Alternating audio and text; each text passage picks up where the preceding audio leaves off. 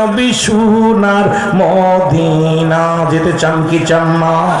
আর একটু জোরে জোরে চিল্লায় বলেন চান কি চান না?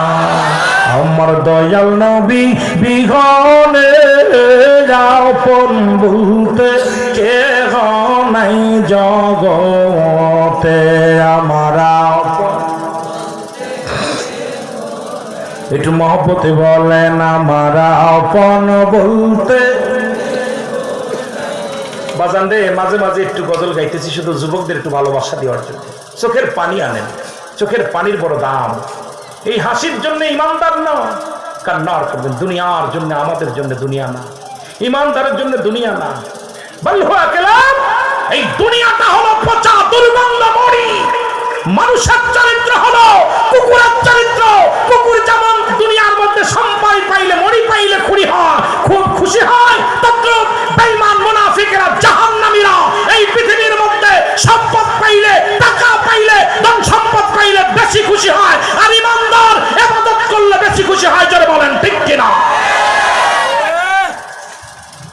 জাহান্নামীরা বাড়ি গাড়ি সম্পদ পাইলে, স্বর্ণ অলংকার এগুলো পাইলে খুশি হয়, আর ইমানদারেরা রোজা পাইলে খুশি হয়, ইমানদারেরা নামাজ পাইলে খুশি হয়, ইমানদাররা কুরআন পড়লে খুশি হয়, ইমানদাররা হাদিস পড়লে খুশি হয়, ইমানদাররা আল্লাহর জিকির করলে খুশি হয়। কারণ এরা দুনিয়া চায় না, দুনিয়ার মুখাপেক্ষী নাই, এরা আল্লাহর মুখাপেক্ষী। জোরে বলেন ঠিক কিনা? আরো জোরে বলেন ঠিক কিনা? নবীজি বলেন বাল হুয়া কিনা। নবীজি বলছে আমার কথা, এই দুনিয়াটা হলো পচা দুর্গন্ধ মরি। মানুষের চরিত্র হলো কুকুরের চরিত্র। কুকুর দেখবেন এমনই হিংসুটে প্রাণী, যদিও প্রভু ভক্ত। আমি কুকুরকে নিয়ে একটা আলোচনা করেছি, পুরো কুকুর যে কয়টা প্রাণী নিয়ে রাসূলের কথা একদম হাদিস দিয়ে সুন্দরভাবে আলোচনা করেছি। আমার বাবারা, এই কুকুর দেখবেন যদি আপনাদের এলাকায় একটা গরু মরা পায়, এখন তো আর কুকুরের ভাগ্যই নাই, মানুষই তার চাইতে কথা বলতে নেই। আমরা ছোটবেলা দেখেছি কত মরি পড়ে থাকছে, শগুন দেখা গেছে বড় বড়, এমনি এমনি বড় বড় শগুনগুলো আকাশে উঠছে, আর এগুলো পাখি পশুতে খাইছে। এখন মরাগুলো জবাই করে মানুষের কষ্ট। কয়েকদিন দেখলাম আপনাদের আপনাদের এই যে কোথায় যেন গাইবান্ধার জমিনে নরখাদক, উনি মানুষ কবর থেকে মানুষ উঠায় নিয়ে এইটা দিয়ে আপনার হালিম বানাইছে, মানুষের গোস্ত দিয়ে। ভাগ্যক্রমে হাতের এই নগলা শুদ্ধ একটা নগ একজন খাইতে যে ধরা ওনার ভিতরে চলে গেছে। এখন উনি যা দেখে, উনি দেখ মানুষের চারা। উনি আস্তে আস্তে কথা না বইলা 999 ফোন দিছে। 9 ফোন দিলে পুলিশ বাহিনী এসে আসা পর বলতো, ধরার পর যখন ধৈরা নিছে তখন স্বীকার গেছে যে একটা মানুষ, আমি এত গোস্ত পাবো কই? আমি যদি মানুষ মারা যায় গোরস্থানে একটা না, এই পর্যন্ত 10টা মানুষ খাওয়াইছে, মানুষ হইয়া মানুষের খাওয়াইছে। বেশি না আপনাদের গাইবান্ধার জন্য। আমি আশ্চর্য হয়ে গেছি, কোথায় নরখাদক। আল্লাহ কবুল করুন। এই জন্য যে কথা বলতেছিলাম, ওই কুকুরটা যদি মরি পায় দেখবেন আর একটা কুকুরের ভাগ দেয় না। ও কি করে? মরিটা খাইয়া পেট বইরা সামনে মরি নিয়ে দাঁড়ায় থাকে, আর আরেকটা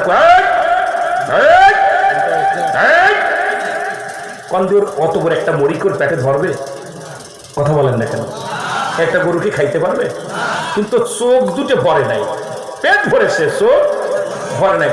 কিন্তু দেখবেন কাক চেনেন? এই কাক চেনেন? কাক কিন্তু সংগঠিত প্রাণী। কাক যখন খবর পায় একটা মরি পাইছে, কা কা করে গ্রামের সব কাককে জানায়। কেউ পেট খায়, কেউ লেজ খায়, কেউ ভুঁড়ি খায়, কেউ আপনার মাথা খায়, সবাই ভাগ করে খায়। কাকের চক্ষু লজ্জা আছে, কুকুরের চক্ষু লজ্জা নাই। এই জন্য মুসলিম জাতিকে অনুরোধ করব, আজকে ফিলিস্তিনের অবস্থা ভালো না।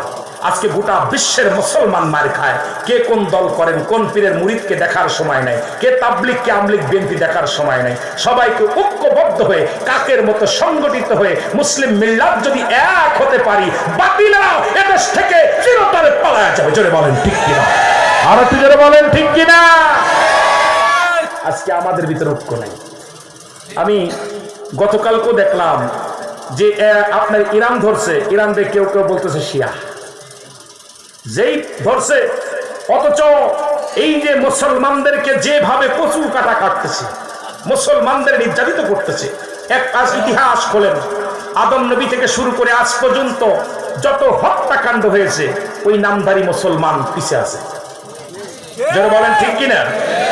যত মুসলমান শেষ হয়েছে ইহুদি খ্রিস্টানরা আমাদের বড় শত্রু না, বড় শত্রু আমাদের মুসলমান জাতি, নামধারী মুসলমান। জোরে বলেন ঠিক কিনা? এক ভাইকে পিটায় আর এক ভাই আনন্দ করে, এক ভাইকে ফাঁসির মঞ্চে দিলে আর এক ভাই দেখি নৃত্য করি।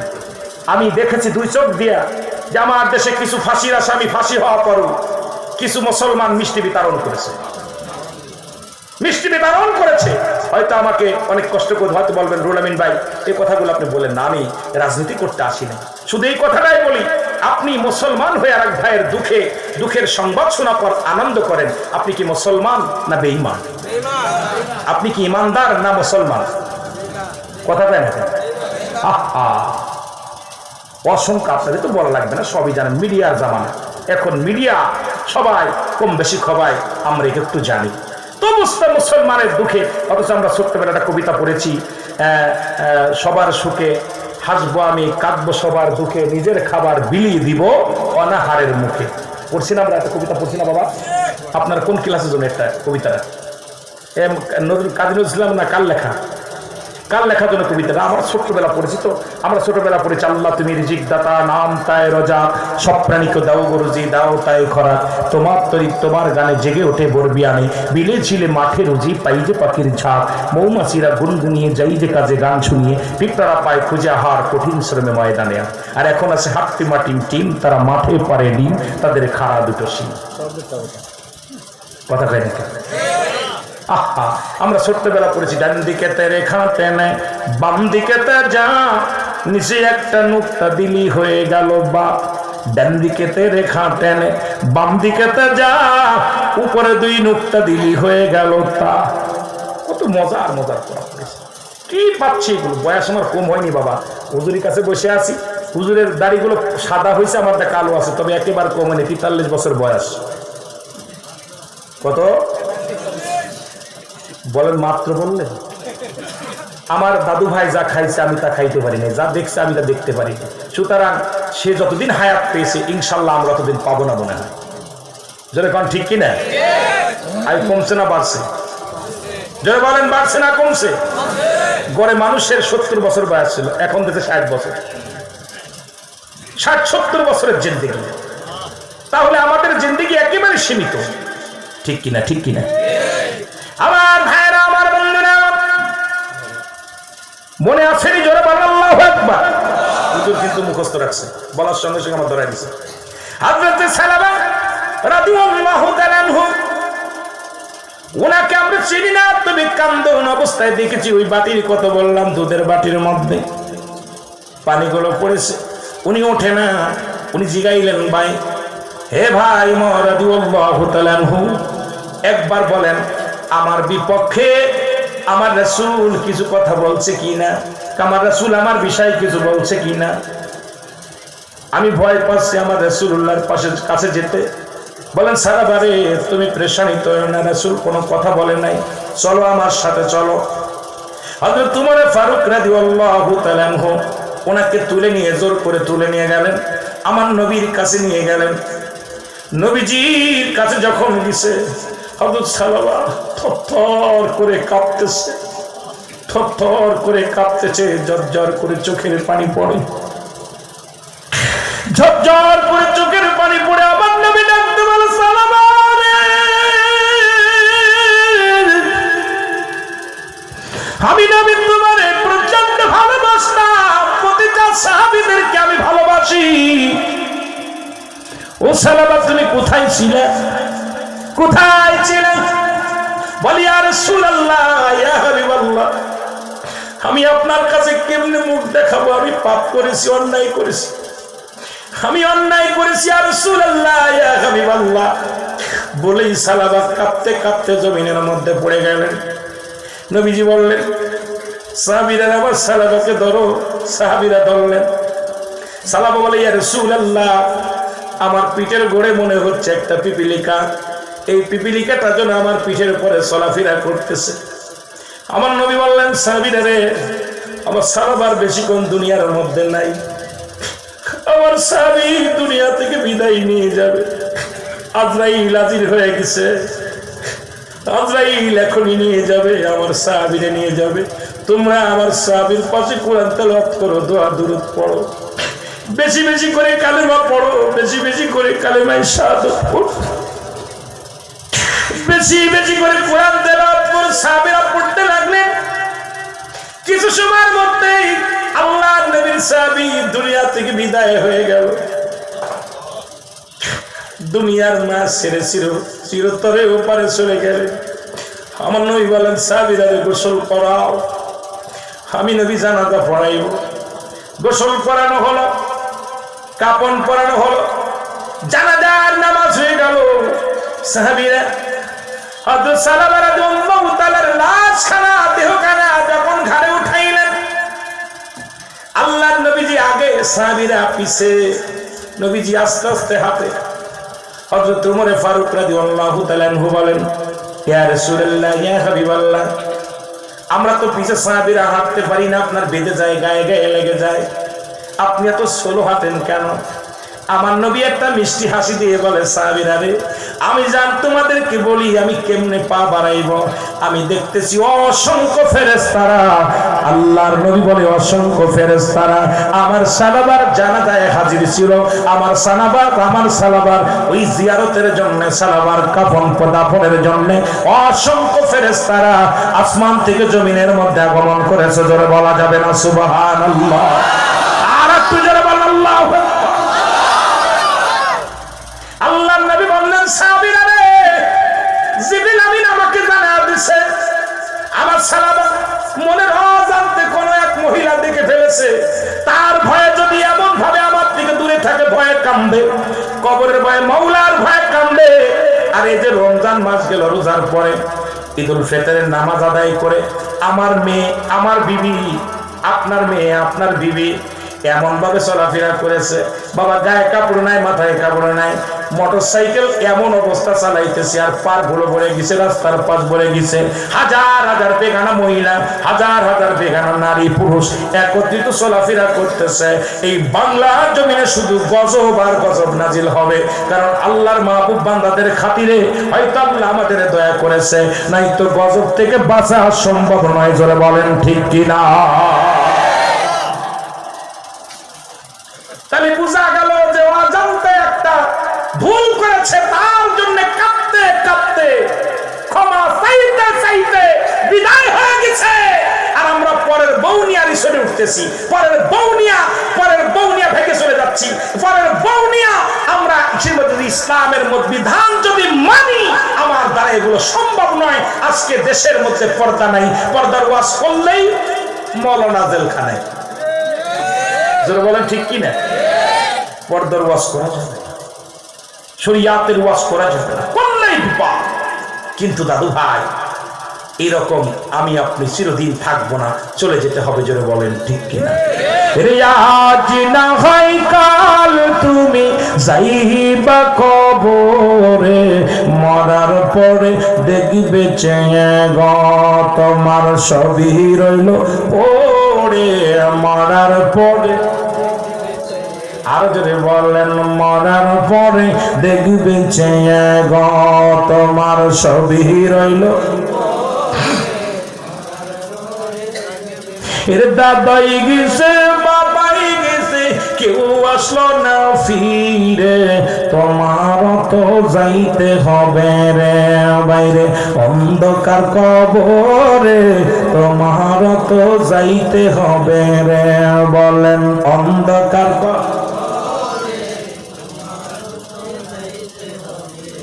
এ দুনিয়ার মুসলমান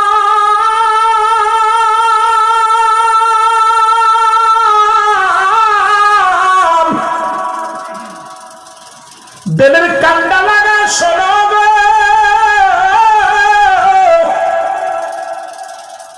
আল্লামা মুফতি আব্দুল আলী সাহেব একটা কিতাব লিখবো, কিতাবের নাম হলো বারে শরিয়াত।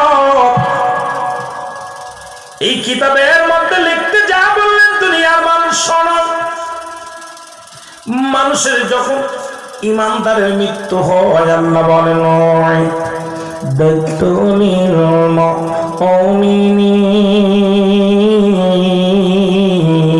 মুমিনিন, আল্লাহ বলে মুমিনদের জন্য, মুত্তাকিনদের জন্য প্রস্তুতি করা আছে 8টা জান্নাত। জোরে বলা যাবে না মারহাবা?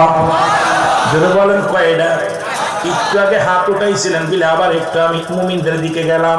কাফেরদের জন্য প্রস্তুতি আছে 7টা জাহান্নাম, ঈমানদারদের জন্য মুমিনদের জন্য প্রস্তুতি আছে 8টা জান্নাত। কে কে যাবেন এবার একটু হাত তোলা। আমিন বলেন। আমিন। একবার ডস খাওয়াইছি এই জন্য দেখলাম ঈমানদারদেরকে লস করাই লাভ নেই। একবার ওটা হেরাইছি বলতে কথা বলছেন নি রে, কথা বলছেন নি। এবার আর ভুল করতে পারছি এই কারণ গেল কই একটু জিকির করেন সুবহানাল্লাহ আলহামদুলিল্লাহ। ডায়াবেটিস তারা উঠছেন ভালা, ডায়াবেটিস যাদের তারা উঠছেন আলহামদুলিল্লাহ, কিন্তু ডায়াবেটিস ব্যতীত কেউ উঠবেন না। অল্প সময়ের মধ্যে দোয়া হবে। শেষ ভালো যার সব ভালো তার, ঠিক কিনা? শেষ ভালো যার সব ভালো তার। যেই একটু কারেন্ট চলে গেছে কিছু ফাঁকিবাজ মানুষ ব্যাগে গেছে, যেরকম ঠিক কিনা? কি করছে? ব্যাগে গেছে। একটু মহব্বতে বলেন সুবহানাল্লাহ লা ইলাহা আর জোরে লা ইলাহা লা ইলাহা মুহাম্মাদুর রাসূলুল্লাহ। এ দুনিয়ার মুসলমান গভীর মনোযোগ। বলতেছিলাম আমার নাম মুফতি আব্দুল আলী সাহেব একটা কিতাব লিখতেন, কিতাবের নাম্বার শরিয়া। এই কিতাবের মধ্যে উনি লিখতে যা বললেন, দুনিয়ার মানুষ শোনো, দুনিয়ার মানুষ শোনো, যখন কোনো মানুষের সাধারণ মৃত্যু হয়, সবচাইতে সহজ মৃত্যু যেটা হয়, মুমিনের মৃত্যু হয় অত্যন্ত আসানে, ঈমানদারের মৃত্যুটা হয় অনেক আসানে। ঈমানদারের মৃত্যুটা হয় আটাগুলায় খামির বানাইয়া এর ভিতরে যদি একটা চুল পড়ে, এই চুলটা যখন টান দিয়া ভিতর থেকে বাইর করলে যেমন আটার মধ্যে বাইর হলে টের পাওয়া যায় না, ঈমানদারের মৃত্যুটা কিন্তু এইরকম হয়। কিন্তু আল্লামা মুফতি আমজাদ আলী সাহেব বললেন, দুনিয়ার মানুষ শোনো,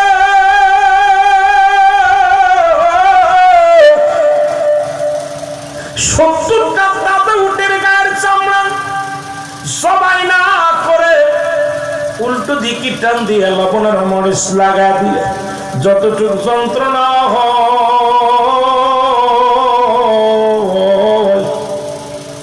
এর চাইতে 70 গুণ যন্ত্রণা হলো একটা সাধারণ মৃত্যু। আমরা যারা মরণকালে পায়খানা করে দিই, মরণকালে প্রস্রাব করে দিই, মরণকালে পায়খানা করে দিই, জিহ্বা বাইর হয়ে যায়, তাদের মৃত্যুটা কত কঠিন হয়। ও মুসলমান শোনো, তাদের মৃত্যুটা বড় কঠিন হয়। কত মানুষের দাফন করাইলা, কত মানুষের দাফন করাইলা, কাফন পরাইলা, কত মানুষের কবরে শোয়া দিলা,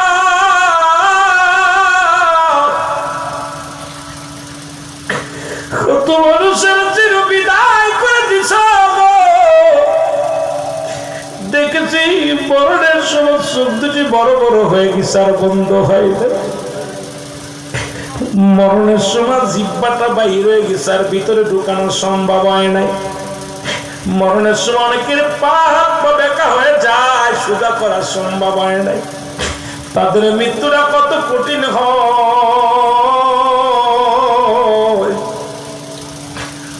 বাবারে মরণের চিন্তা কেন আমাদের অন্তরে নাই?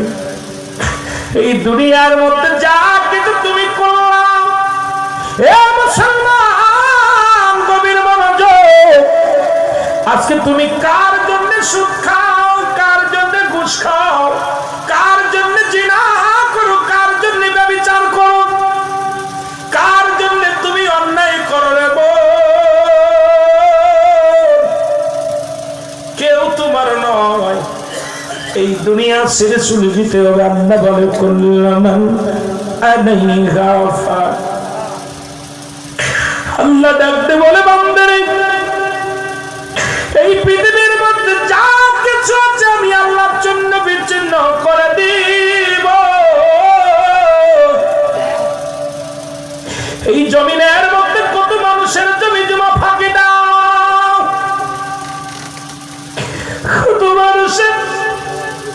কত মানুষের মুসলমান কত কষ্ট দাও, কত মানুষের সম্পদ হরণ করো। এই জমিনের মধ্যে 3 ভাগ হলো পানি, 1 ভাগ মাটি। আল্লাহ কয় বান্দারে এই জমিনটা আমি রাখবো না, জমিনটা পুরায়া তামা বানায়া দিব। আজকে যার উপরে বসে তুমি সুদ খাও, যার উপরে ঘরোয়ার ঘুষ খাও, যার উপরে ঘুরে তুমি দুনিয়ার মধ্যে কতই না সুদে কারবার করো, এই দুনিয়ার মধ্যে ঢুকে জিনা ব্যভিচার অন্যায় করো, বান্দার একবার চিন্তা করো এই দুনিয়ার মধ্যে কিচ্ছু বলতে কিচ্ছু থাকবে না।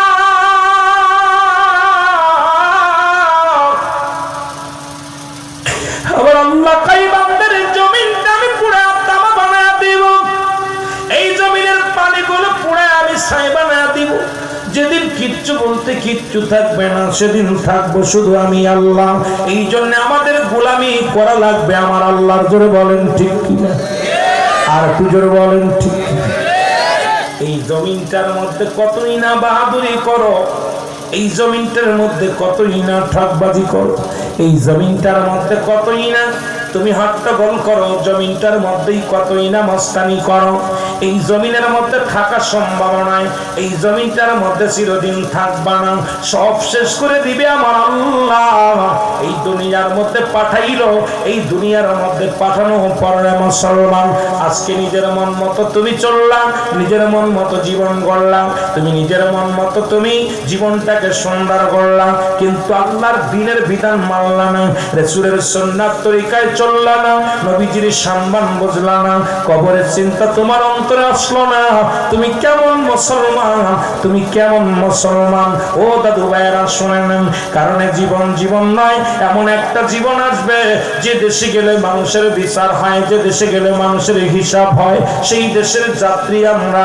এই জন্য আমি বলতেছিলাম নাম্বার 1 হলো মানুষের মরণ, নাম্বার 2 হলো কবর। জোরে জোরে চিল্লায় বল আল্লাহু আকবার। মরণের পেয়ালা পান করতে হবে, এর মধ্যে কোনো সন্দেহ নাই। আছে কুল্লু নাফসিন, জোরে কর না, কুল্লু নাফসিন। অস্বীকার করার মতো ক্ষমতা কুরআন হাদিসের সব আয়াত অস্বীকার করবে। ফিরাউন, নমরুদ, কারুন, আদম থেকে শুরু করে আদি পিতা আদম থেকে শুরু করে আখিরে নবী রাহমাতাল লিল আলামিন পর্যন্ত যত নবী রাসূল গাউস কুতুব যারা আসছে সবাই বিদায় নেওয়া লাগছে। কথা কোন বিদায় নেওয়া লাগছে না? আছে কে বেঁচে আছে? বেঁচে আছে, থাকবে। এখনো 4 জন নবী জিন্দা আছে। কেউ বলছে নবী, আবার কেউ বলছে ওলি, আর কেউ বলছে আপনার ওই আপনার হলো কি আপনার ভাইয়ের আমার রাসূল। এক একজন এক এক বিষয়ে কথা বলে। 4 জন ব্যক্তি এখনো জিন্দা। তাদের মধ্যে একজন হলো পাহাড়ের দায়িত্ব আছে হযরত ইলিয়াস আলাইহিস সালাম। নাম কি? হযরত ইলিয়াস আলাইহিস সালাম। কিয়ামত পর্যন্ত নবী আইব না, কিয়ামতের আগে তাদের মৃত্যু হবে। কয়জন? যারা বলেন কয়জন? 4 জন। একজনের নাম কি? হযরত ইলিয়াস আলাইহিস সালাম। ওনার দায়িত্ব হলো পাহাড়ের দায়িত্ব। কিসের দায়িত্ব? বা পৃথিবীতে যত পাহাড় আছে এই পাহাড়গুলোর দায়িত্ব দিয়েছে ওনারে, এই পাহাড়গুলো রক্ষণাবেক্ষণ দেখার দায়িত্ব, দেখাশোনার দায়িত্ব দিয়েছে। আরেকজন পানির দায়িত্ব দিয়েছে হযরত খিজির আলাইহিস সালাম। নাম কি? যারা বলেন না উনি। আরেকজনকে, একজন জান্নাতের মধ্যে জীবিত অবস্থাতে একবার ইন্তেকাল করছে, আবার জিন্দা অবস্থায় জান্নাত আছে, হযরত ইদ্রিস আলাইহিস সালাম। হযরত ইদ্রিস আলাইহিস সালাম। আরেকজন নবী, কেউ কেউ বলতেছেন ইনি আখির নবীর উম্মত হয়ে আসবে, নামটা জানা আছে? হযরত তোরে বলেন না ঈসা ইবনে মারইয়াম, হযরত ঈসা আলাইহিস সালাম। তাহলে এই 4 জন ব্যক্তি এখন আমরা জানি যে এই 4 জন ব্যক্তি এখনো ধরাধামে বেঁচে আছে। এ ভাই, আর বাকি যেগুলো সব বিদায়। তাওয়ার বাবার যে কথা বলতেছিলাম, নাম্বার 1 হলো সেই ইদ্রিস আলাইহিস সালাম। উনার আদর আলাইহিস সালামকে নিয়ে উনি মেহমান ছাড়া খানা খাইতে, অনেক ইতিহাস, আপনার ইতিহাসের মধ্যে যাব না। তো উনার কাছে আল্লাহ জিজ্ঞাসা, ইদ্রিস তুমি কেমন আছো জান্নাতের মধ্যে? আল্লাহ খুব মজা আছে, জান্নাতের মধ্যে বড় নিয়ামত পেয়েছি, জান্নাত পেয়েছি, শান্তি পেয়েছি, খাবার দাবার যা কিছু, যেদিকে তাকায় সেদিকে আপনার নিয়ামত, যেদিকে তাকায় সেদিকে রহমতে ভরপুর, আমার আর কিছু চাওয়ার নাই, সবই পাইছি। আমার আল্লাহ বলে ইদ্রিস রে, তুমি জান্নাতের মধ্যে আছো, তোমার কোনো কষ্ট আছে? তাই আল্লাহ, একটা কষ্ট আমার মনের ভিতরে, সেটা হলো ভাই তোমার আজরাইল আলাইহিস সালাম আমার যখন রূহ নিতে এসেছিল তখন মনে আমার সঙ্গে ভালো ব্যবহারটা করেনি। কথা বুঝেননি? তখন মনে হয় আমার আল্লাহ কাজরেল তাড়াতাড়ি যাও, ইদ্রিসের কাছে গো। ইদ্রিস আলাইহিস সালামের কাছে চলে আসা যায়, হুজুর আমি আপনার কাছে আসছি, কি খবর? কয় হুজুর আজরাইল বলো আমার জানটা রূহটা কেমনে বাইর করেছিলাম। বলে নবী গো, পৃথিবীর সমস্ত মানুষের রূহ আমি কবজ করার জন্য জমিনের মধ্যে আসি না। আমি এত বড় দানব, আসমানে থাকে আমার মাথা, জমিনে থাকে আমার পা। সারা পৃথিবীর সমস্ত পানিগুলো যদি আমার মাথায় ঢেলে দেওয়া হয়, একটু পানি জমিনের মধ্যে গড়াইয়া পড়বে না। আজরাইলকে ছোট না বড়? কথা কইতেন নি? কত বড় কথাটা? উইরে বাবা, আসমানে থাকবে মাথা, জমিনে থাকবে পা। এই আজরাইল আলাইহিস সালাম বলতেছে হুজুর আপনার জানটা কবজ করেছি, যেমন মায়ের বুকে দুধ খাইতে খাইতে সন্তান যেমনি ঘুমিয়ে যায়, ঠিক এই রূপ আপনার রূহটা কবজ করে জানটা বাইর করেছি, কোন রকম কষ্ট দিই নাই, আসানে আপনার রূহটা বাইর করেছে আসানের সঙ্গে। ইদ্রিস আলাইহিস সালাম আজরাইল, এই এত আসানের মৃত্যু যদি এত কঠিন হয়, আমার গায়ের যন্ত্রণা, মৃত্যু যন্ত্রণা এখনো যায় নাই, তাহলে যাদেরকে তুমি কষ্ট দিয়া মৃত্যু দাও, যারা মরণের সময় পায়খানা করে দেয়, যারা প্রস্রাব করে দেয়, যারা কি করে জিহ্বা বাইর হয়ে যায়, যাদের চোখ দুটো, অনেক মানুষ দেখবেন মরণের সময় চোখ দুটো বড় বড় হয়ে যায়, তাদের মৃত্যুটা কত কঠিন হয়, যেটা বলেন ঠিক কিনা? আমার মরণ শিবে কখন কেউ তো জানি না, আমার মরণ, একটু সাউন্ড বাড়াবে। এই আমি চলে যাব, আমায় তোমরা ভুইলা যাইও না, আমি চলে যাব না, আমার মরণ শিবে কখন কেউ তো জানি না, আমার মরণ শিবে কখন। টাকা পয়সা দালান কোটা জায়গা করেছি, সব কিছু ফেলাইয়া যদি একাই চলেছি রে, আমি সব কিছু ফেলাইয়া যদি একাই চলেছি, আমি যাবার কালেও ভেবে দেখি আমার কেহ নাই, আমি যাবার কালেও ভেবে দেখি নাই, আমার মরণ শিবে কখন কেউ তো জানি না, আমার। একটু জোরে জোরে বলেন, আমার মরণ শিবে কখন। এ দুনিয়ার মুসলমান,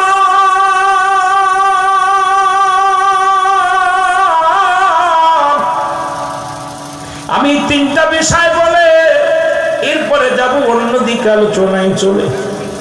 2 নাম্বার বিপদ হলো মানুষের কবর।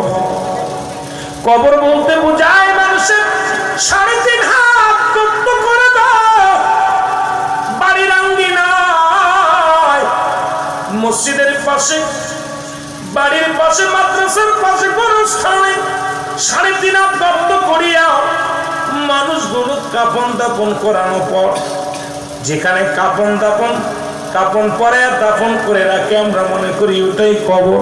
কবর বলতে বোঝায় মানুষের মৃত্যুর পর থেকে শুরু করে কিয়ামত পর্যন্ত জগৎটাকে বলা হয় কবরের জগৎ। বাবারে যারা আগুনে পুড়ে মারা গেল তাদের কবর কোথায়? যারা হাঙ্গর কুমিরে যাদের খেয়ে ফেললো তাদের কবর কোথায়? অনেক হিন্দুরা আগুনের মধ্যে পুড়ায় দেয় তাদের দেহখানা, আমার আল্লাহ মনে হয় আর বানাইতে পারবেন এই ধারণা তাদের। বাবারা শুনে নাও, পালানোর মতো কোনো পথ নাই, পালানো সম্ভব নাই। এ দুনিয়ার মুসলমান শোনো,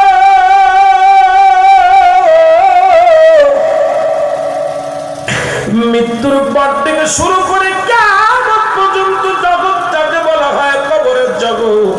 এই কবরের মধ্যে যেদিন শোয়া দিবে রে মুসলমান, একটু খেয়াল করবেন আলোচনা।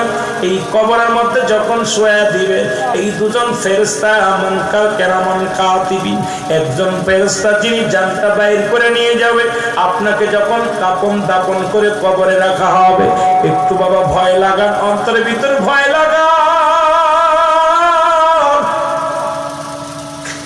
আরে আজকে বেঁচে আছে, কালকে থাকবো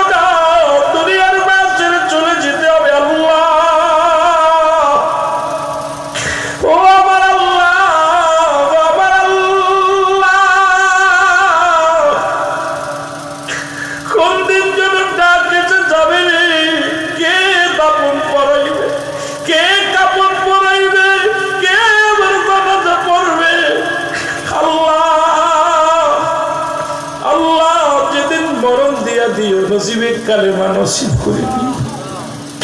যে কথা বলতেছি, কবরে শোয়ানোর পর পর একজন ফেরেশতা আমরা জানি, সেই ফেরেশতা আমরা জানি কবরে শোয়াইলে মন কান্নেকের ফেরেশতা না, কবরে শোয়ানোর পর একজন ফেরেশতা আসবে, তার নাম হলো নোমান ফেরেশতা। নাম যদি বলেন নাম থেকে নোমান ফেরেশতা। উনি আপনাকে ডাক দিয়ে বলবে, এ মুসলমান শুনে নাও। উনি ডাক দিয়ে বলবেন, এনায়েত কবির পীর সাহেব কেবলা ওঠো ওঠো, আবুল কালাম আজাদ সাহেব ওঠো। এ মুসলমান এরকম ডাকতে বলবে, মুসলমান শাহজাহান মিয়া ওঠো, এইরকম ডাকতে বলবে ওঠো। উঠায় বান্দারে শুনে নাও, ডাকতে উঠায়া এই দুনিয়ার মধ্যে স্বপ্নে যেমন দেখেন, স্বপ্নের মধ্যে পুলিশে দাবড়ান, স্বপ্নের মধ্যে চোরকে দাবড়ান, স্বপ্নের মধ্যে আগুন ধরে যায়, স্বপ্নের মধ্যে কত দুর্ঘটনা ঘটে যায়। আমার বাজানেরা শোনো, এই কবরে নামানোর পর পর নোমান ফেরেশতা কবরের মধ্যে ঢুকবে, ঢুকিয়া ডাকতে উঠায় বলবে, বান্দা ওঠো। এই নোমান ফেরেশতা হাতের মধ্যে থাকবে দুই টুকরা কাগজ, একটা হলো নেকির পাল্লা, একটা হলো নেকির কাগজ, আর একটা হলো বদির কাগজ। ও মুসলমান শুনেন, একটা ভালো একটা মন্দ। ডাকতে বলে, বান্দা এই নাও, এই নাও। তুমি দুনিয়ার মধ্যে যার যার আমল নামা তার লেখা লাগবে। আমরা মনে করেছি ওই কেরামন কাতিবিন যা লেখে রাখছে এইটাই বুঝি আমাদের শেষ লেখা গো। না না না, প্রতিটা মানুষের আমল নামা তার নিজ হাতে লেখা লাগবে রে মুসলমান। আপনার আমল নামা আপনার লেখা লাগবে, আমার আমল নামা আমার লেখা লাগবে। আজকের মাহফিল থেকে যারা আলোচনা শোনো, একটু ভয় অন্তরের ভিতরে ঢুকাও, একটু মাওলার প্রেমে চোখ দিয়ে পানি ছেড়ে দাও। আল্লাহ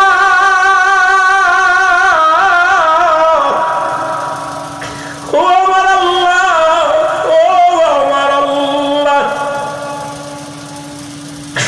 আজকে করে কথা বলে যাই রে মুসলমান।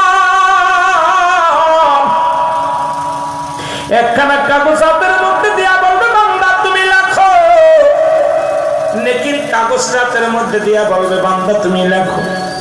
বান্দা হাতের মধ্যে নিয়ে দেখবে কত তো নামাজ পড়েছি, কত জায়গা জিকির করেছি, কত জায়গা আমার নবীর ভালোবেসেছি, কত জায়গা কোরআন তেলাওয়াত করেছি, কত জায়গা মাহফিলে বসেছি, কত জায়গা মসজিদে বসে সময় ব্যয় করেছি, কত জায়গা হক কোথায় দান দেয়ান করেছি, আল্লাহর দ্বীনের জন্য দান দেয়ান করেছি।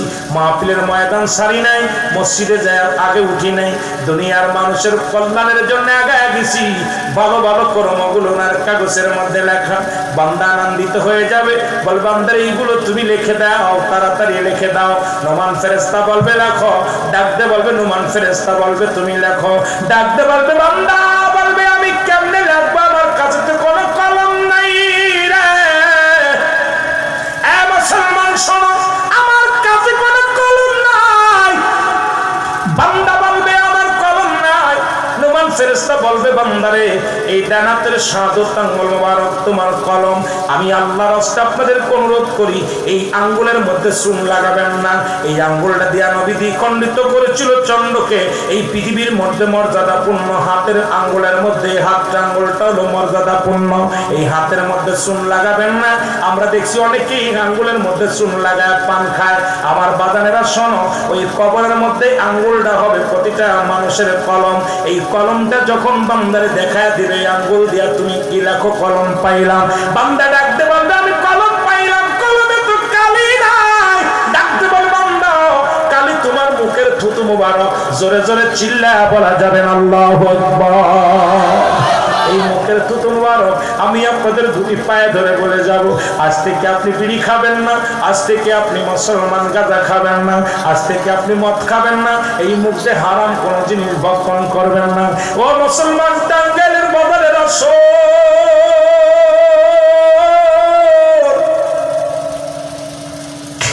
আরে আল্লাহ তাআলা মায়ের গর্ভে 10 মাস 10 দিন রাখছে রে। মায়ের নাভির সঙ্গে নিজের নাভিটা জুড়াইয়া দিছে, মুখের মধ্যে রক্ত দেয় না। ওই 10টা মাস আমার আল্লাহ কেমনে খাওয়াইলো তোর রে বান্দা। কত সুন্দর ভাবে তোর মুখ দিয়ে না পাক পানি ঢুকাই নাই। এই মুখ দিয়ে আল্লাহর জিকির করবি, এই করবি। এই মুখ দিয়ে মুসলমান শুনে নাও, এই মুখটা দিয়ে তুই দুনিয়ার মধ্যে হারাম জিনিস ভক্ষণ করবি না, হালাল জিনিস ভক্ষণ করবি। এই মুখ দিয়ে মাওলার জিকির করবি। আর সেই মুখের মধ্যে কেমনে তুই বিড়ি টান মেরা দিলি, সেই মুখের মধ্যে কেমনে তুই গাঁজাই টান মেরে দিলি, সেই মুখের মধ্যে কেমনে তুই ফেন্সিল লাগাই দিলি। আমি আপনাদেরকে বলে যাই মুসলমান শোনো, এই মুখের দুটো মুবারক হবে কালি। কলমের কালি যদি নষ্ট হয়ে যায় লেখা সম্ভব নয়। ওই হারামখোর বান্দা তুই কেমনে লিখবি রে? এ মুসলমান, এই নিশাখোর বান্দা তুই কেমনে লিখবি? তোদের পায়ে ধরে বলে যায় আমি গুনাহগার। এই মুখের মধ্যে আর গাঁজা দিস না, এই মুখের মধ্যে আর বিড়ি দিস না, এই মুখের মধ্যে আর জর্দা দিস না। এক শ্রেণী আলেমরা আবার ওয়াজ করে, বিড়ির বিরুদ্ধে ওয়াজ করে, নিজেরা এই জর্দা খায়। আছে এক শ্রেণীর জর্দা খোর আলেম বাইরেছে, এতখানি জর্দা খায় আলেমের দিয়া, আবার বিড়ির বিরুদ্ধে ওয়াজ করে। কথা বলেন না কেন? দলিল হলো অধিক পরিমাণ মাত্র সেবন করলে সগীরা গুনাহ, সগীরা গুনাহ বেশি করলে কবিরা গুনাহ, কবিরা গুনাহকারী জাহান্নামে। এখন আমরা বিড়ি খোরের বিরুদ্ধে ওয়াজ করি, কিন্তু বিড়ি চাইতে বেশি ক্ষতিকারক হলো জর্দা। কথা কয় না কেন? কথা কয় না কেন? না আপনাদের কষ্ট হচ্ছে? এবার আছে না অনেক বক্তা দিকে ওয়াজ করে আর জর্দা হাতের মধ্যে ঢেলে নিয়ে, কি মজা! বিড়ির বিরুদ্ধে ওয়াজ করে। আমি যেটা করি সেটা কারণে মানুষকে উপদেশ দিব, যেটা করি না সেটা উপদেশ দিব না। যারা বলেন ঠিক কিনা? আজ থেকে তওবা করব, আল্লাহ আমরা হারাম জিনিস ভক্ষণ করব না। বিড়ি, সিগারেট, আপনার জর্দা, এরপরে ফেন্সিডিল, গাঁজা, ইয়াবা, যে সমস্ত মাদক সেবন আছে আজ থেকে না বলবো। কে কে আজ থেকে মাদক সেবন থেকে আল্লাহকে সাক্ষী রেখে বলেন আজ থেকে আর মাদক সেবন করব না? কে কে রাজি আছেন? একটু হাত তোলেন, একটু হাত তোলেন। আল্লাহ কবুল করুন। অনেকে খায় না, তারা হাত তোলে নাই, কিন্তু মনে করছে আমরা তো খাই না, হাত তুলে কি হবে না? বাবা, আমরা ওদের সাথে হাত তুললে সংখ্যা বেশি হবে, সংখ্যা বেশি হবে। জোরে বলেন ঠিক কিনা? আরো জোরে বলেন, জোরে বল না। মুসলমান গভীর মনোযোগ, আমি যে কথাগুলো বলি তাদের কান্না লাগা শোনো। এবার মুখের থুতু হবে কি? জোরে বলেন না। কালি।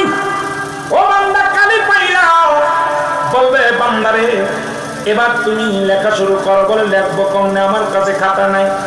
3 টুকরা কাপড়ের কাপড় দেওয়া হয়, 1 টুকরা কাপড়ের কাপড় টান দিয়ে খুলে নিবে, নিয়ে বলে বান্দা লেখো। এই কাপড়ের কাপড় হলো তোমার কাগজ, এই কাগজের মধ্যে লেখা শুরু হয়ে যাবে। তখন বান্দা সেকেন্ডের মধ্যে, মিনিটের মধ্যে লেখা শেষ হয়ে যাবে, একদম অল্প সময়ের মধ্যে লেখা শেষ হয়ে যাবে। এবার ছিনিয়ে নিবে আর 1 টুকরা কাগজ দিবে, বান্দা লেখো। এবার লেখাটা দেখবে বান্দা দুনিয়ার মধ্যে 70 বছরের জিন্দেগি কত রাকাত নামাজ কাজা দিছিলাম, কোন জায়গায় কোন লেডিস নিয়ে গল্প করেছিলাম, কোথায় গানের প্যান্ডেলে বসেছিলাম, কোথায় জোয়ার প্যান্ডেলে বসেছিলাম, কোথায় মদের প্যান্ডেলে বসেছিলাম, কোথায় অন্যায় করেছিলাম, রাতের অন্ধকারে জিনা ব্যভিচার করেছিলাম, কোথায় কি অপরাধ জগতে জড়ায়া পড়েছিলাম। বান্দা তখন এইটা দেখার সঙ্গে সঙ্গে চিৎকার মেরে কান্দে, আমি লিখতে পারবো না। বান্দা এমন ভাবে ডান দিক থেকে চাপ দিবে মাটিতে, বাম দিক থেকে মাটিতে চাপ দিবে, উপর থেকে চাপ দিবে, নিচে থেকে চাপ দিবে। রে মুসলমান, এ মুসলমান, এক একটা বদামল গুলো লেখাইবে। যতক্ষণ পর্যন্ত লেখা হবে না ততক্ষণ পর্যন্ত আপনার উপরে নির্যাতন চলবে, আপনার উপরে জুলুম চলবে। যতক্ষণ পর্যন্ত আপনার জুলুম বা জুলুম চলবে আর চলবে। লেখার জন্য ভয়ে কান্দে, আমি লিখতে জানি না, ওটা অন্যায় করি নাই, অন্যায় করে নাই। যখন অস্বীকার করবে, আমার আল্লাহ রাব্বুল আলামিনের ফেরেশতা এবারে মিডিয়াগুলো ওই 7 বছরের জিন্দেগি সামনে হাজির করে দিবে। কোন মাস, কত তারিখ, কত সেকেন্ড কোন কাজটা করেছ, বান্দার সামনে একদম দিবালয়ের মতো পরিষ্কার হয়ে যাবে। বান্দার চক্ষু বন্ধ করে একটা চিৎকার মেরে কাঁদবে, আল্লাহ আল্লাহ, আমাদের দয়া করো, আমি এই পাপের বোঝা কেমনে লিখবো? আরে মুসলমান, গভীর মনোযোগ, আজকে তুমি অন্যায় পথে চলো, অন্যায় করো, নিজের আমলটা নিজেরই লেখা লাগবে। সেদিন কোন জবাব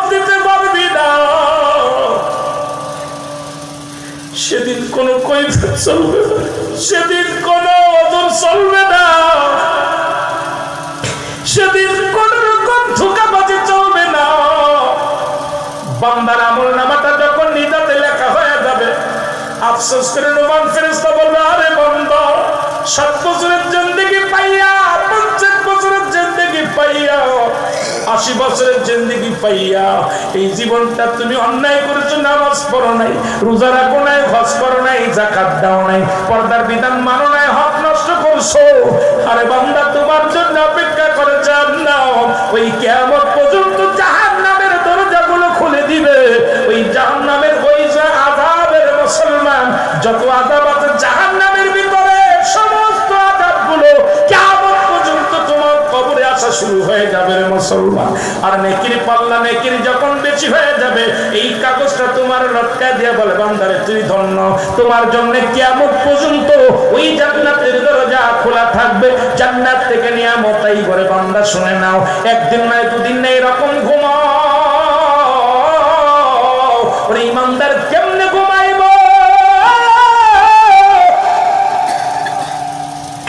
এরে ইমানদারকে শুনে নাও, ইমানদারের ঈমান আনো, কারণ চিরদিন ঘুমাইতে হবে, চিরদিন ঘুমাইতে হবে মুসলমান। এই জিন্দেগি 70 বছর, 50 বছর, 80 বছরের জিন্দেগি এই অবহেলায় কাটাইলা, হেলায় হেলায় কাটাইয়া দিলা। একবার মরণের চিন্তা নাই, একবার মরণের চিন্তা নাই। আল্লাহর আদালতে কি জবাব দিবা? ওই 1 নাম্বার বিপদ, 2 নাম্বার বিপদ, একটার পর একটা বিপদ আসবে। ওই কিয়ামতের ময়দান হলো আরো কঠিন বিপদ। জোরে জোরে চিল্লায় পড়া যাবে না আল্লাহু আকবার। আজ না হয় কাল তুমি যাইবা কবরে, মরার পরে দেখবে চেয়ে গো তোমার সবই রইল পড়ে, মরার পরে দেখবে চেয়ে গো, বলেন মরার পরে দেখবে চেয়ে গো তোমার সবই রইল। এর দাদাই গেছে, বাবাই গেছে, কেউ আসলো না ফিরে। দাদাই গেছে, বাবাই গেছে, কেউ আসলো না ফিরে। তোমার তো যাইতে হবে রে বাইরে অন্ধকার কবরে, তোমার তো যাইতে হবে গো, বলেন অন্ধকার কবরে তোমার তো যাইতে হবে রে। বলেন আজ না হয় কাল তুমি যাইবা কবরে, মরার পরে দেখবে চেয়ে গো তুমি, মরার পরে দেখবে চেয়ে গো তোমার সবই রইল পড়ে, মরার পরে। আরে বাবা, মরার পরে দেখবেন চেয়ে যে কি অবস্থা। আমার ভাইরা, আমার বন্ধুরা, কবির মনোযোগ। 3 নম্বর বিপদ হলো মানুষের কিয়ামতের ময়দান। একটার মধ্যে থাকলে অনেক আলোচনা হয়ে যেত, আমি 3টা বুঝাইতে যাই। 3টা কথা বলে আলোচনা শুরু করেছিলাম। নাম্বার 1 হলো মানুষের বিপদ হলো মরণ, নাম্বার 2 হলো কবর, নাম্বার 3 হলো কিয়ামতের ময়দান। একটার চাইতে একটা বিপদ, আর ইমানদারদের জন্য একটার চাইতে আরেকটা সহজ। মরণটা হবে ইমানদারদের জন্য সহজ, কবরটা হবে ইমানদারদের জন্য সহজ। বলছি রাতটা কিয়ামতের ময়দান হবে আরো সহজ, কারণ এই পারে মুসলমান সেতু, ওই পারে দুনিয়াটা হলো হায়াতের জিন্দেগিটা হলো মুসলমান আমাদের একটা সেতু। এই পার থেকে মৃত্যুর পর থেকে ওপারে আমাদের জন্য অপেক্ষা করে, ইমানদারদের জন্য অপেক্ষা করবে আল্লাহর জান্নাত। জোরে বলেন ঠিক, আরো জোরে বলেন।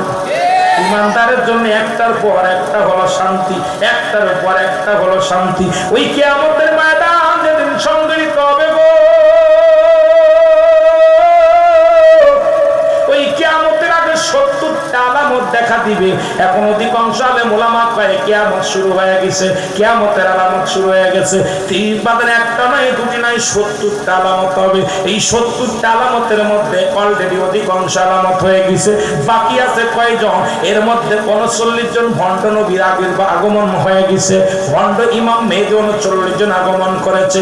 40 জন ভণ্ড নবীর আগমন ঘটবে, এরপরে 40 জন ভণ্ড ইমাম মেহেদীর আগমন ঘটবে।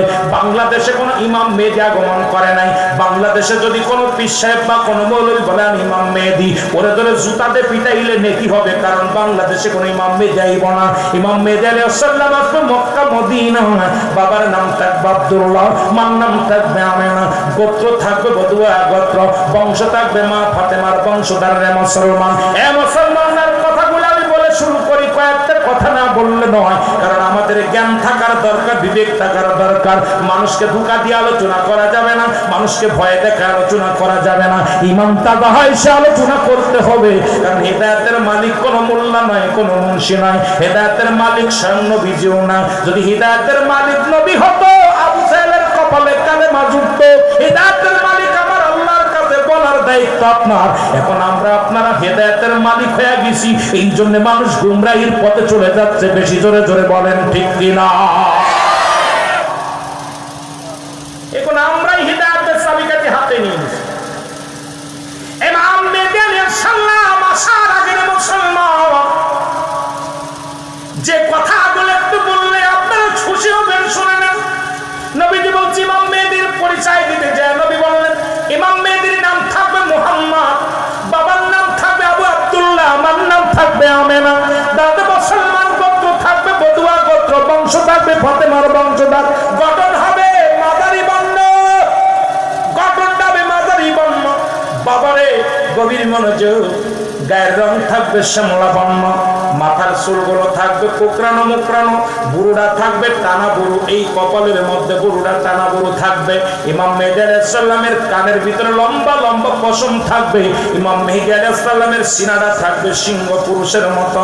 ইমাম মেহেদীর সবচেয়ে বড় সিনার উপায় হলো ইমাম মেহেদী আলাইহিস সালাম থাকবে তুতলা। যখন কোনো কথা বলতে যাবে, বেঁধে যাবে, তখন পুরোতের মধ্যে জোরে জোরে থাবা লাগাবে, জোরে জোরে চিল্লায় বলা যাবে না আমার হাওয়া। চিনায় দিয়ে যায়। বাংলাদেশে কয়েকদিন আগে ওয়াজ করতে গিয়ে ব্রাহ্মণবাড়িয়া ইমাম হুজুর আমি তো ইমাম মেহেদী, আমার একটা হুজুর বেয়াদবি মাফ করবেন, ইমাম মেহেদী প্রকাশ পাইছে কি এটা হুজুর আমি ইমাম মেহেদী, নাউজুবিল্লাহ বলেন না। আমি তো হুজুর যা ওয়াজের আগে যদি কইতেন তাহলে তো যাক কিছু ওয়াজ করতে পারতাম, কিন্তু আপনি তো কইলেন ওয়াজের পরে আপনি ইমাম মেহেদী। কয় হুজুর আপনি জানেন না আমি এই জামানার ইমাম মেহেদী। এই জামানা অসংখ্য অসংখ্য ভণ্ডাই ভরে গেছে দেশ, জোরে জোরে চিল্লায় বলেন ঠিক কিনা? এই ভণ্ডগুলো চোর, মুসল্লি কোনদিন স্যান্ডেল চুরি করে না, চোরের মুসল্লি সাজে, জোরে বলেন ঠিক কিনা? কথা কয় না কেন? আল্লাহর ওলিরা কোনদিন ভণ্ড হয় না, ভণ্ড ওলি সাজছে যারা, এরাই ভণ্ডামি করে, জোরে বলেন ঠিক কিনা? সাধু মানুষগুলো বিভ্রান্তি করতেছে, অসংখ্য মানুষ বিভ্রান্তির জন্য উঠে পড়ে লাগছে। ইমাম মেহেদী আলাইহিস সালাম যখন আসবে, নবীজি বলছে তখন কি কি আলামত দেখা দিবে। তার মধ্যে একটা ইয়াজিদ মজুদের আগমন, খালেদ দাজ্জালের আগমন, ঈসা আলাইহিস সালামের আগমন, ইমাম মেহেদী আলাইহিস সালাম উনি আসবে। তিনটা ভূমিকম্প হবে, একটা পূর্ব অঞ্চলে, একটা মধ্যপ্রাচ্যে, একটা আপনার ওই পশ্চিম অঞ্চলে। এরপরে একটা কালো ধোঁয়া আসবে, এই ধোঁয়াটা মানুষের নাকে লাগবে, মানুষের আপনার ইমানদারের নাক দিয়া পানি ঝরবে, চোখ দিয়া পানি ঝরবে, আর বেঈমানদের আত্মা ছিদ্রা দিয়ে ধোঁয়া বাইর হবে। বেঈমান মুনাফিকদের আত্মা ছিদ্রা দিয়ে ধোঁয়া বাইর হবে। এরকম বিড়ি যেমন খাইলে টান দিলে ধোঁয়া বাইর হয়, এইরকম বেঈমানদের আত্মা ছিদ্রা দিয়ে ধোঁয়া বাইর হবে। একদম অসংখ্য দলিল, প্রায় 50-100টা কিতাব। এইটা দেখা ভালো করে বিস্তারিত আলোচনা, আপনাদের অল্প সময়ের মধ্যে অনেক কথা বলতে হবে। আমার বাবার আলোচনা ঘুরাইতে হবে। আমার দাদু ভাই বলছেন আমার বাবারা যে মহিলাদের বিষয়ে একটু কথা বলতে বলেছে, সব তো আর বলা সম্ভব না। আমি যেদিকে যাইতেছিলাম এদিকে যাইয়া আমি একটু আলোচনার ভিতরে আবার মোড় দিব, কারণ আমি বলেছিলাম যে 3টা বিষয়ের উপরে আমার কর্তৃপক্ষ বলেছে ভাইজান এই 3টা বিষয়ে একটু টাচ দিবেন। এই জন্য আমি কথাগুলো বলতেছি একটু মহব্বতের সঙ্গে।